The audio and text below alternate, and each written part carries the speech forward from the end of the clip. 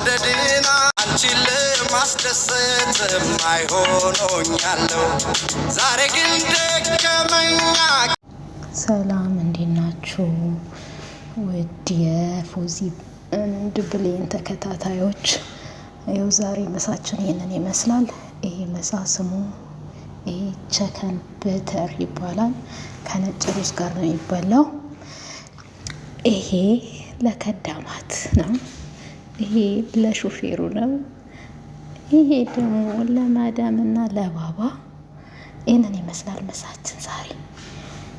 ከወደዳችሁት ላይክ፣ ሼር፣ አሰራሩን ከፈለጋችሁ ጠይቁኝ። የማዳም ቅመሞች ሰብስክራይብ አድርጉኝ።